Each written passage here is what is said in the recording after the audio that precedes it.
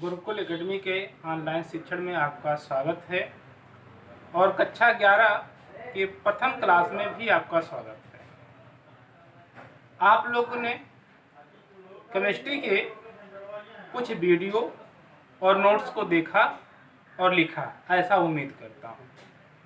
आगे आज मेरे द्वारा आपके लिए प्रथम वीडियो में जो हेडिंग पढ़ाई जाएगी वो है परमाणु भार या परमाणु द्रव्यमान।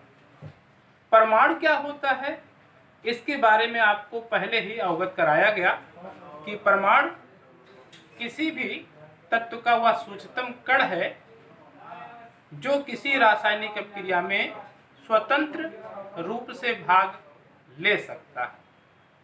तो अगर हम अपने दैनिक जीवन में परमाणु की कल्पना करें कि परमाणु क्या होगा, तो क्या होगा, जैसे आपके घर का निर्माण हुआ होगा तो घर के निर्माण में क्या लगा, ईंटों के समूहों से आपका घर का निर्माण हुआ। तो सबसे जो छोटी इकाई है घर की आपकी, वो कौन है, ईंट। तो वो ईंट ही क्या हो गया, परमाणु हो गया, क्योंकि ईंटों के जुड़ने से, उनके इकट्ठा होने से, समूह के रूप में इकट्ठा होने से क्या हुआ, आपका घर का निर्माण हो गया। तो जो सूक्ष्मतम भाग हो वो क्या है, ईंट आपका। इसी तरीके से जैसे आपके घर एक सेब का पूरा बॉक्स चला जाए तो उन सेब के बॉक्सों में से जो एक सेब है वो क्या होगा, उसका एक इकाई होगा, एक सूक्ष्मतम भाग होगा। तो वो क्या है, कहलाएगा, उस पेटी का, उस बॉक्स का एक भाग कहलाएगा, वो परमाणु उसका हो गया।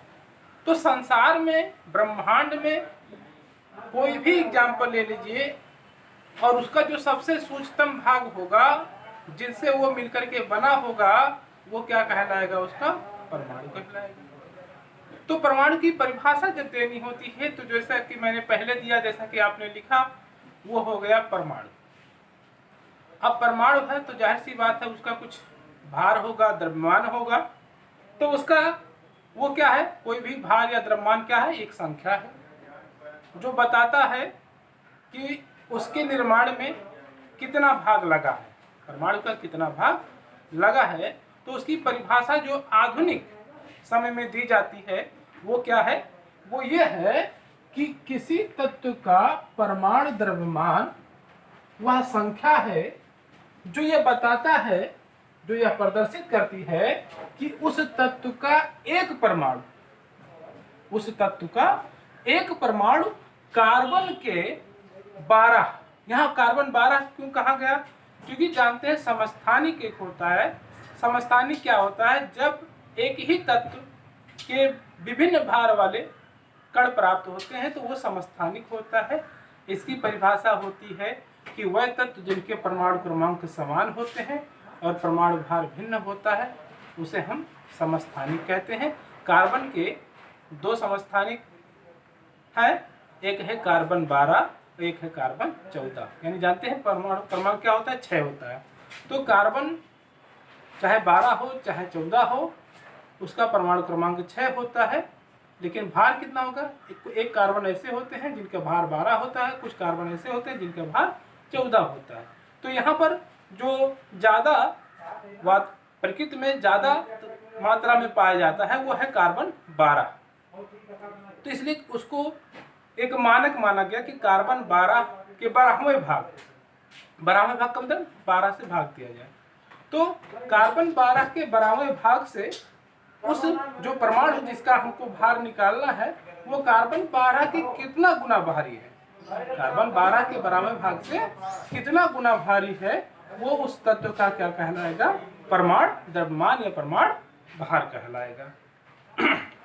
एक बार पुनः क्या हो जाएगा कि किसी तत्व का द्रव्यमान, परमाणु द्रव्यमान वह संख्या है या वह संख्या प्रदर्शित करती है जो उस तत्व के एक परमाणु के, एक परमाणु भार के कार्बन 12 के 12वें भाग से कितना गुना भारी होता है, वो उसका परमाणु द्रव्यमान कहलाता है। इसका सूत्र क्या होता है? तत्व का द्रव्यमान बराबर जिस तत्व का द्रव्यमान निकालना है उसके एक परमाणु का भार बटा कार्बन 12 के 12वें भाग का जो मान आएगा उससे भाग दे दिया जाएगा, तो तत्व का द्रव्यमान हमको ज्ञात हो जाएगा। दूसरा आता है परमाणु जो है आणविक द्रव्यमान। अच्छा, दूसरी बात यह है कि परमाणु द्रव्यमान की इकाई क्या होती है? आप जानते हैं परमाणु द्रव्यमान को क्या कहा जाता है अंग्रेजी में? Atomic mass unit. तो इसी का शॉर्ट ले लिया गया AMU, ये उसका मात्रक है। लेकिन आजकल वर्तमान में इसको हम AMU ना लिख करके केवल U लिखते हैं। U मतलब यूनिट से है। अब दूसरी आपकी हेडिंग आती है, वो क्या है? वो है आपका आणविक द्रव्यमान, मॉलिक्यूलर मास। आणविक द्रव्यमान आप जानते हैं परमाणुओं के मिलने से अणु का निर्माण होता है। तो अणु का निर्माण होता है। अभी इसकी परिभाषा क्या देगी?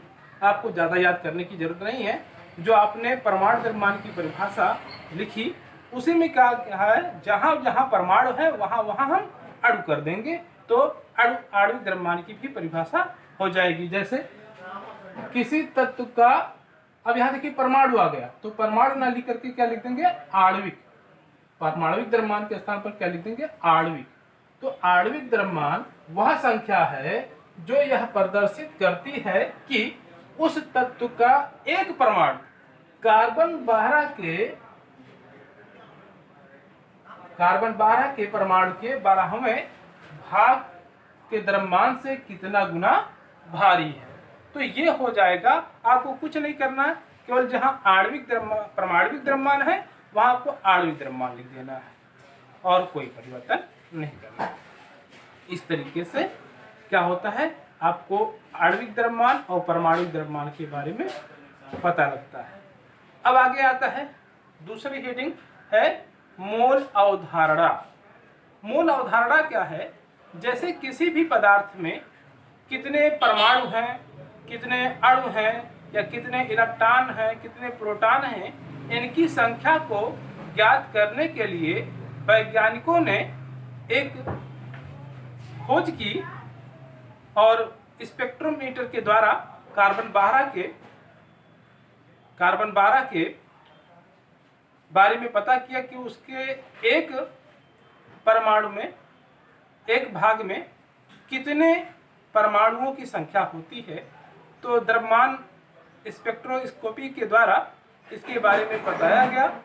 और दूसरी बात कि कोई भी परमाणु हो तो उसमें उसकी जो संख्या होती है वो निश्चित होती है। तो इसी को ज्ञात किया गया। ये जो मूल शब्द लाया गया इसको सबसे पहले वर्जीलियस ने कहा, और मूल को आवोगाद्रो एक वैज्ञानिक थे, उनके सम्मान में इसको मोल संख्या या मोल आवोगाद्रो संख्या भी कहा जाता है। इसको इस माध्यम से प्रदर्शित करते हैं। आइए देखते हैं कि मोल अवधारणा क्या है।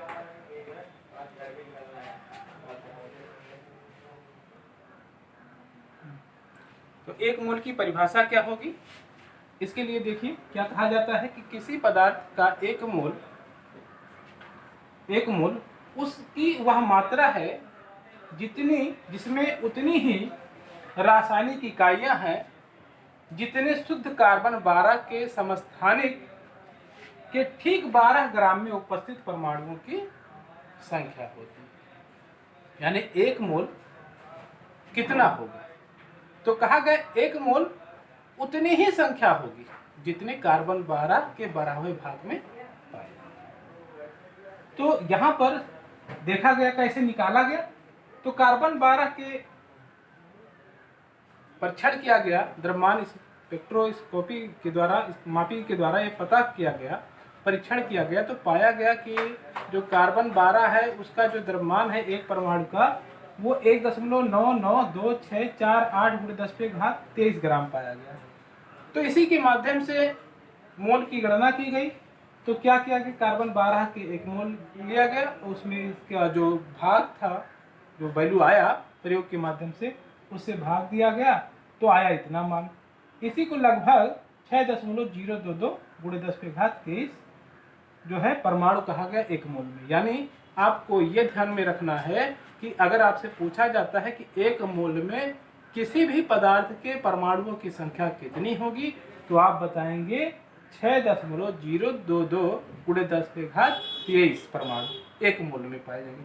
परमाणु कोई भी हो, पदार्थ कोई भी हो, लेकिन संख्या हमेशा निश्चित है कि कोई भी पदार्थ हो उसके एक मोल में परमाणुओं की संख्या 6.022 गुणे 10⁻23 परमाणु ही होंगे।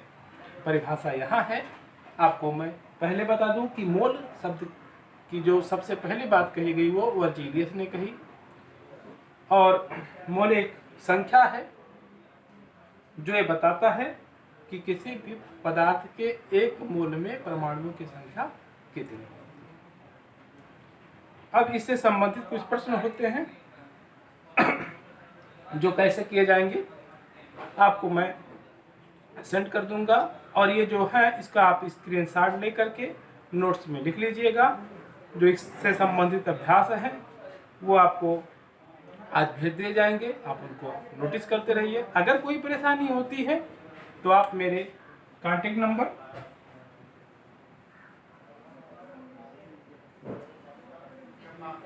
इस पर कॉल करके आप मुझे सूचित कर दें कि आपको किस प्रकार की समस्या है। ठीक है, धन्यवाद।